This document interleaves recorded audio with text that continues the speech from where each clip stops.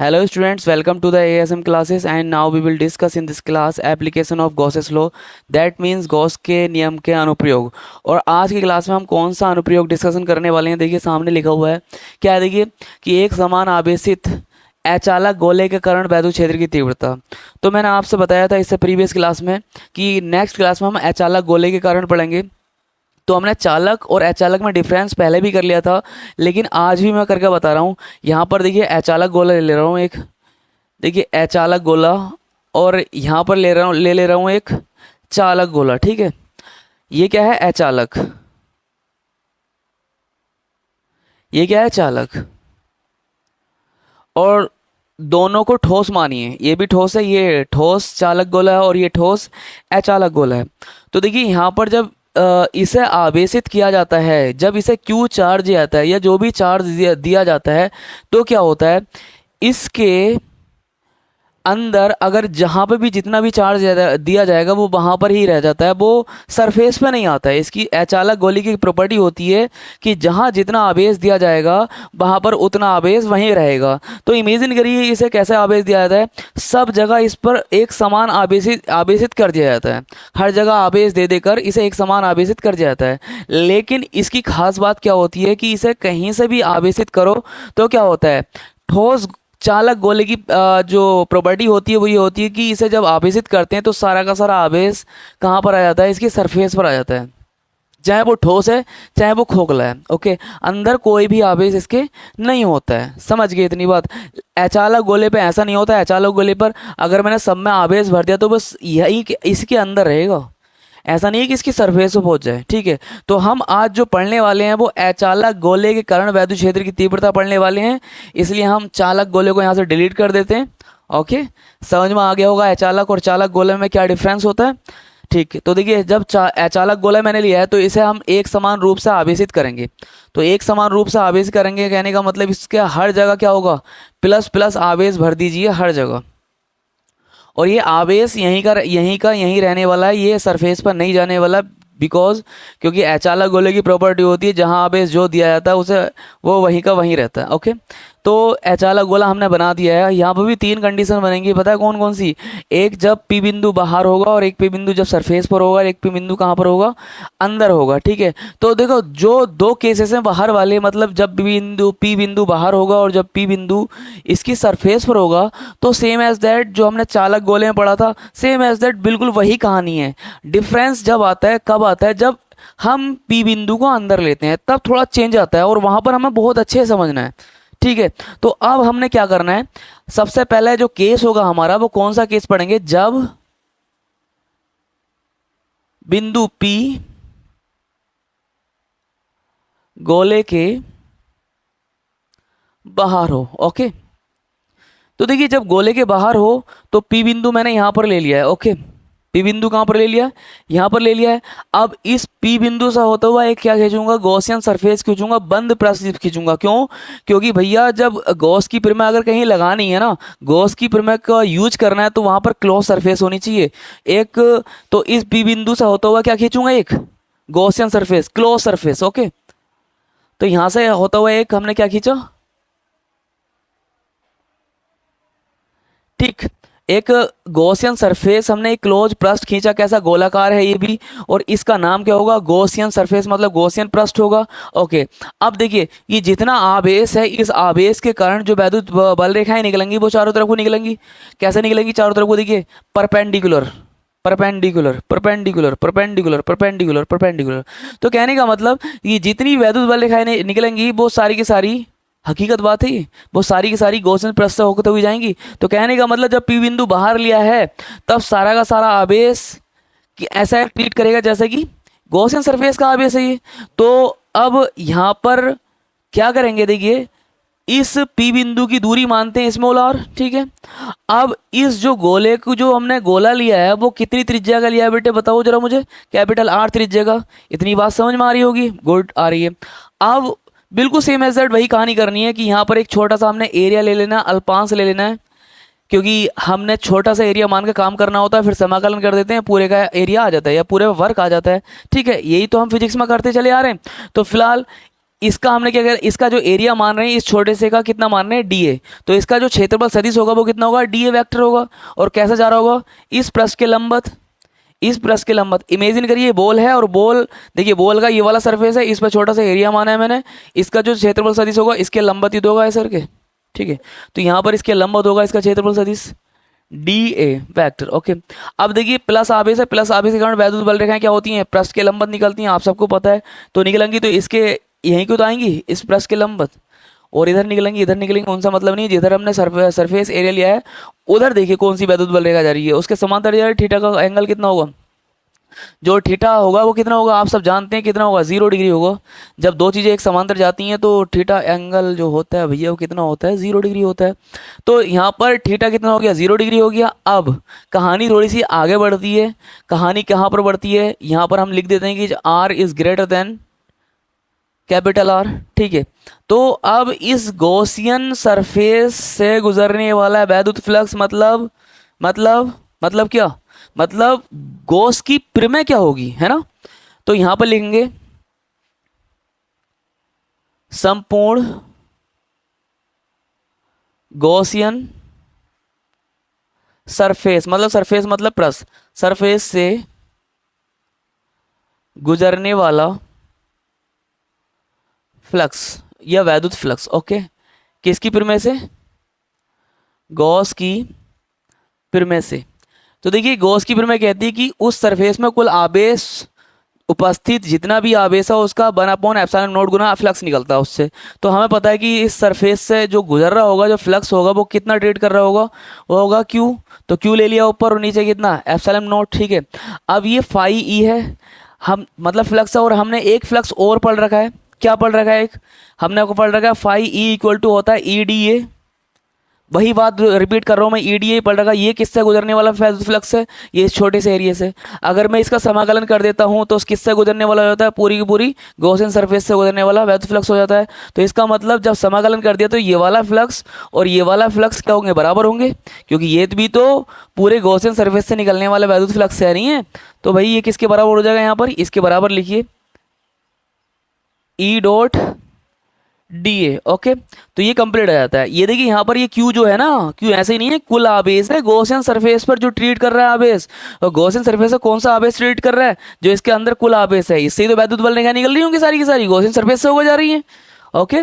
तो यहाँ पर इसका सूत्र खोलिए, कितना आता है, E D A cos theta equal to Q upon ε0।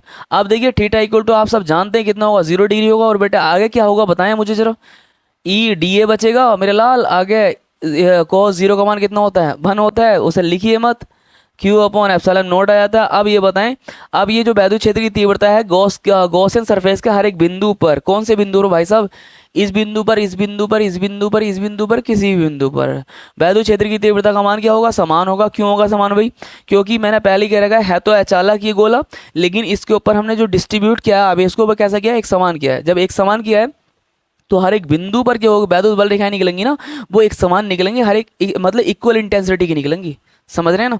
तो फिर उसके बाद ये जब कांस्टेंट हो जाता है, हर एक बिंदु पर समान वैद्युत क्षेत्र है, तो इसका मतलब कांस्टेंट है, नियतांक है। तो जब किसी भी नियतांक को मतलब किसी भी कांस्टेंट को समाकलन के चिन्ह के बाहर लिखते हैं, ये मैथमेटिक्स वाले बच्चों को अच्छे से पता होगा, तो निकालिए बाहर को इसे।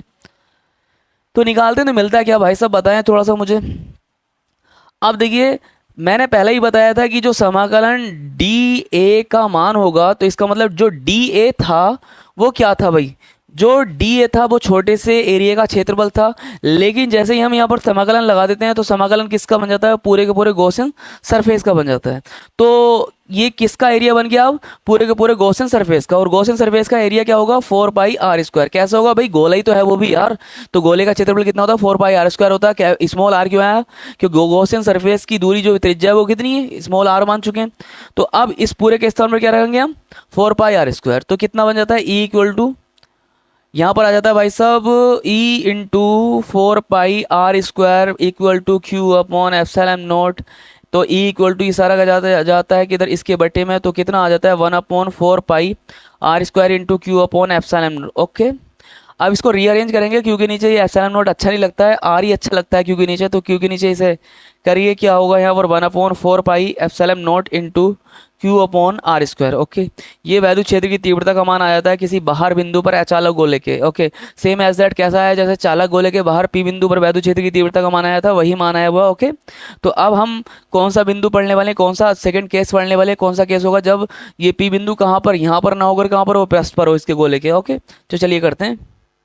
देखिए पॉइंट नंबर 2 पर आ चुके हैं हम। क्या है, जब बिंदु P गोले के पृष्ठ पर हो, that means R equal to capital R। मतलब समझ गए, ये इसका जो इसकी जो त्रिज्या है कैपिटल, जो ये गोला है इसकी की त्रिज्या कितनी है, कैपिटल R है, और जो हमने P बिंदु मान रखा था तो उसकी दूरी कितनी मान रहे हैं हम, स्मॉल r। तो यहाँ पर एक छोटा सा एरिया क्रिएट करेंगे, आवेश वही का वही है, क्यों आवेश दे रखा है हमें से और एक समान डिस्ट्रीब्यूट कर रखा है। ओके, तो इस P बिंदु पर एक छोटा सा एरिया माना है और इस एरिया से क्या होगा, क्षेत्रफल सदिश निकलेगा, पृष्ठ के लंबवत होगा, बताने की जरूरत ही नहीं है मुझे ज़्यादा। अब यहाँ से क्या निकलेंगी, दूर की और पृष्ठ के लंबवत क्या निकलेंगी, वैद्युत बल रेखाएं निकलेंगी, जो कि एक वैद्युत बल रेखा इधर को भी जारी होगी। तो इन दोनों के बीच अगर एंगल देखो तो कितना होगा, वो भी 0 डिग्री होगा। ओके, तो कहने की जरूरत ही नहीं है अब। और अब क्या होगा, एक बात कहोगी सर इस पी बिंदु से होता हुआ एक गॉसियन सरफेस भी खींचिए। अब गॉसियन सरफेस खींचने की जरूरत नहीं है भाई साहब, पी बिंदु से होता हुआ एक बंद पृष्ठ आ तो गया, खींचने की जरूरत ही क्या है, यही क्या होगा, गॉसियन सरफेस का काम करेगा। समझते रहे बात को, ठीक है। तो यहाँ पर लिखेंगे संपूर्ण पृष्ठ से गुजरने वाला वैद्युत फ्लक्स, किसकी प्रमेय से, गॉस की प्रमेय से। ओके, चलिए बेटे आगे बढ़ते रहे ना। अब देखिए आवेश कितना है, Q अपॉन एप्सिलॉन नॉट, जो फ्लक्स होगा वो इतना हो किसके प्रमेय के अनुसार, गॉस की प्रमेय के अनुसार। ठीक है, क्योंकि आवेश टोटल आवेश कितना है इस पर, Q आवेश है और एप्सिलॉन नॉट, तो ये फ्लक्स बन जाता है हमारा। छोटे से एरिया से कितना गुजरेगा flux, phi E equal to कितना गुजरेगा, Q अपॉन Q अपॉन नहीं E डॉट DA, इतना गुजरेगा किससे, इस छोटे से एरिया से। और तब क्या कहूँगा, पूरे सरफेस से गुजरने वाला वैद्युत फ्लक्स क्या होगा, समाकलन कर देंगे। अब ये भी तो पूरे सरफेस से गुजरने वाला फ्लक्स है, गॉस की प्रमेय है ये, और ये भी क्या पूरे सरफेस से गुजरने वाला वैद्युत फ्लक्स है। इसका मतलब दोनों क्या हो गए, बराबर हो गए। हर बार देखिए ये बात बता रहा हूँ, ये बात भूलना मत।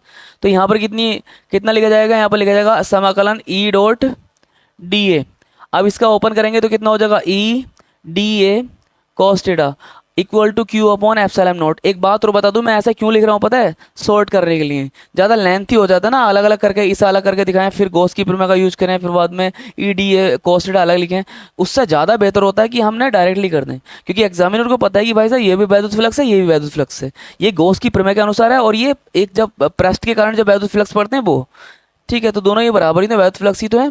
तो इसलिए हम इसे इक्वल करके हम डायरेक्ट करना चाहते हैं, और ये इजी मेथड है इसलिए करा रहा हूँ। वरना दूसरा मेथड जो आप जानते हैं ना, जो आपने सीख रखा है यूट्यूब से, नेक्स्ट वीडियो जो देख रहे हैं आप वहाँ से जो देख रखा है, उस मेथड से मुझे करना अच्छा नहीं लगता है। तो ठीक, लेकिन ये ज़्यादा सुइटेबल मेथड है। ओके, तो यहाँ पर देखिए थीटा का मान कितना, 0 आ जाएगा यहाँ पर, E DA cos 0 का मान 1 होता है और Q अपॉन एप्सिलॉन नॉट हो जाएगा। और यहाँ पर E क्या कांस्टेंट है, क्यों कांस्टेंट है, हर एक बिंदु पर वैद्युत क्षेत्र की तीव्रता का मान समान होगा। क्यों होगा, क्योंकि आवेश जो है हर जगह समान है, एक समान, देखिए यहाँ लिखा है एक समान आवेश वितरित है यहाँ पर। तो एक समान जब वितरित है तो, और बिंदु की दूरी भी, इस जो गोले पर कोई भी बिंदु लोगे हो उससे केंद्र से वहाँ तक की दूरी क्या समान है, इसलिए वैद्युत क्षेत्र की तीव्रता का मान हर जगह समान होगा। समान का मतलब कांस्टेंट है। अब जब कांस्टेंट कोई भी चीज़ अंदर होती है तो उसे बाहर निकालते हैं, मैथमेटिक्स वाले बच्चे अच्छे से जानते होंगे। E को बाहर निकालिए, अंदर रखिए DA equal to Q upon epsilon naught. चूँकि अब बताने की जरूरत नहीं है, समाकलन DA का मान कितना होगा, 4 pi capital R square. Okay, तो इसका मान कितना हो जाएगा, E into 4 pi capital R square Q upon epsilon naught. Okay, अब देखिए इसे नीचे पहुँचाइए, आप सब जानते हैं कितना होगा, E equal to 1/4 pi R square into Q upon epsilon naught, 1/4 pi epsilon not into Q upon capital R square equal to, okay, इतना आ गया। सेम एज दैट चालक गोले की तरह आया था, देखो आया नहीं आया, मैंने कह रखा था पहले कि दो केसेस बिल्कुल सेम एज दैट चालक गोले की तरह आएंगे, लेकिन जो इंपॉर्टेंट बात है वो है तीसरा केस, जब पी बिंदु अंदर होगा। और अब हम उसी की तरफ बढ़ रहे हैं, खामोशी से देखते रहें बिल्कुल, और मज़ा आने वाला हकीकत बात है ये। देखिए अब तीसरे केस पर आ चुके हैं। केस तीसरा क्या है, जब बिंदु पी गोले के अंदर हो, मतलब स्मॉल आर कम है कैपिटल आर से, ठीक है। तो इस गोले की त्रिज्या कितनी मान रखी थी हमने, कैपिटल आर। तो एक बिंदु हम क्या लेंगे, इसके अंदर ही लेंगे, पी बिंदु, ठीक है। तो सबसे पहले क्या करेंगे, एक काम होगा हमारा कि इस बिंदु से होता हुआ एक गॉसियन पृष्ठ खींचना, ठीक है। अब मैंने बता ही रखा था अचालक गोले की प्रॉपर्टी होती है कि जो जो जहाँ पर आवेश होता है वहीं पर रहता है। फिलहाल हमने एक समान वितरित कर रखा था। अगर चालक गोला होता तो सारा का सारा आवेश इसके पृष्ठ पर आ जाता है, लेकिन अब जो है ये बाहर बचा हुआ आवेश यहीं रहेगा और इसके अंदर जो है वो वहीं का वहीं रहेगा, ठीक है। तो यहाँ से यहाँ तक की दूरी जो मान रखी थी वो कितनी मान रखी थी हमने, स्मॉल आर, ठीक है। अब क्या करते हैं हम, यहाँ पर छोटा सा एरिया लेंगे, वही जो कहानी हमारी चल रही थी, इससे बाहर की ओर डी ए निकलेगा क्षेत्रफल सदिश, और जो वैद्युत क्षेत्र की तीव्रता होगी वो भी दिशा होगी वो भी इसके समांतर होगी क्षेत्रफल सदिश के। क्यों, क्योंकि वैद्युत बल रेखाएं जो निकलती हैं वो पृष्ठ के लंबवत निकलती हैं। तो थीटा इक्वल टू कितना 0 डिग्री आ जाएगा, ओके। अब कहानी शुरू होती है। हमें जो आवेश चाहिए होता है, जब गॉस की प्रमेय का यूज करते हैं तो आवेश जो चाहिए होता है वो गॉसियन सरफेस के अंदर का चाहिए होता है। तो यहाँ पर गॉसियन सरफेस के अंदर कुछ और आवेश है और टोटल आवेश कुछ और है। टोटल आवेश का हमें पता है कितना आवेश इसे डिस्ट्रीब्यूट किया था, क्यू आवेश किया था, ओके। तो इस पूरे आयतन में कितना आवेश डिस्ट्रीब्यूट किया है, क्यू आवेश। तो यहाँ पर लिखेंगे, देखिए बता रहा हूँ कि गॉसियन सरफेस के अंदर कितना आवेश है, समझ गए। तो गॉसियन सरफेस के अंदर 4/3 पाई आर क्यूब, इस आयतन में कितना आवेश है, ये आयतन किसका हो गया, ये पूरे गोले का, बड़े वाले गोले का आयतन हो गया है। तो इस आयतन में कितना आवेश है, देखिए क्यू आवेश है, ओके। अब एकांक आयतन में कितना आवेश हो जाएगा, एकांक आयतन में हो जाएगा, इसे डिवाइड कर देंगे तो 4/3 पाई आर क्यूब, एकांक आयतन में इतना हो गया, ठीक है। एकांक आयतन का मतलब कोई एकांक आयतन ले लिया, लेकिन हमें कौन से आयतन में चाहिए, हमें तो जो ये गॉसियन सरफेस बनाई थी, गॉसियन जो गोला बनाया था उसके आयतन में चाहिए था। ये जो गोला है छोटा वाला, उसके आयतन में कितना आवेश है, तो उसके आयतन से दोनों ओर क्या कर दो, मल्टीप्लाई कर दो। तो किसका आ जाएगा, गॉसियन सरफेस के अंदर जो आवेश है वो आ जाएगा। तो दोनों ओर किससे, जो गॉसियन सरफेस है उसके आयतन से, उसका आयतन कितना होगा 4/3 small r cube pi r cube equal to Q/3 pi r cube into 4 pi r cube. देखिए इधर दिख रहा है ना, तो यहाँ से देखिए 4/3 पाई से 4/3 पाई कैंसिल, तो यहाँ पर कितना आ जाएगा, यहाँ पर आ जाएगा Q/r³ upon capital R cube. अब इस आवेश को, जो ये आवेश किसके अंदर का आ गया, ये गॉसियन सरफेस के अंदर का आवेश आ गया है, ठीक है। तो इस आवेश को हमने क्या मान लिया है, क्यू इन मान लीजिए। ये आवेश गॉसियन सरफेस के अंदर है, कितना आवेश है, क्यू इन आवेश है, ओके। तो चलिए बढ़ते हैं अब आगे। अगर ये अभी समझ नहीं आया ना तो एक एग्जाम्पल और लेते हैं थोड़ा सा, कि देखिए जब 3 जो टॉफी हैं वो कितने रुपए की हैं, 4 रुपए की हैं। कितने रुपए की हैं, 4 रुपए की हैं। अब आपसे बोलूँगी 6 टॉफी कितने की होंगी, तो आप बोल दोगे डायरेक्टली 8 रुपए की होंगी, लेकिन वो आया कैसे है, ध्यान से देखें। ये 3 टॉफी जो थी 4 रुपए की थी, तो एक टॉफी कितने रुपए की होगी, 4/3 रुपए की होगी। अब कितने टॉफी, एकांक निकाल लो, फिर जितने का निकालना है उससे क्या कर दो, गुणा कर दो। कितनी टॉफी की अमूल्य निकालना है हमें, 6 टॉफियों का निकालना है, तो 6 से गुणा कर दो दोनों तरफ, तो कितना आ जाएगा, 6 से दोनों तरफ गुणा करने पर तो 4/3 इंटू 6, 3 दूनी 6, 4 दूनी 8, आगे नहीं आ गया 8। ऐसे ही हमने क्या निकाला, संपूर्ण आयतन में कितना आवेश है, इतना। एकांक आयतन में आवेश कितना हो गया, इतना। अब कौन से आयतन में आवेश लेना था, इस गॉसियन सरफेस के आयतन में आवेश लेना था, तो इस गॉसियन सरफेस के आयतन से क्या कर दी, दोनों तरफ गुणा कर दी। आई थिंक समझ में आ गया होगा। तो गॉसियन सरफेस के अंदर जो आवेश आया क्यू इन हमने मान लिया, वो कितना आया है, Q/r³ अपॉन r³। बढ़ते हैं, चलिए आगे। तो देखिए यहाँ पर क्या है सीन, अब गॉसियन पृष्ठ से गुजरने वाला जो वैद्युत फ्लक्स होगा, जो गॉसियन, संपूर्ण गॉसियन पृष्ठ से गुजरने वाला वैद्युत फ्लक्स किसके, गॉस की प्रमेय है ना, गॉस की प्रमेय से, ओके। कितना होगा, देखिए ध्यान से, हम जानते हैं क्यू इन। अब क्यू नहीं ले रहे हैं, क्यों नहीं ले रहे हैं, क्यू, क्योंकि क्यू जो था पूरे में था, लेकिन अब गॉसियन सरफेस से जो घिरा हुआ आवेश है वो क्यू नहीं है, कितना है, क्यू इन है। तो यहाँ पर कितना लिखेंगे, ε0। अब मैंने बताया रहेगा, तो यहाँ पर किसके बराबर होगा, E.dA के बराबर होगा। क्यों होगा, मैंने पिछले टॉपिक में बता दिया है, इससे पहले वाले टॉपिक में।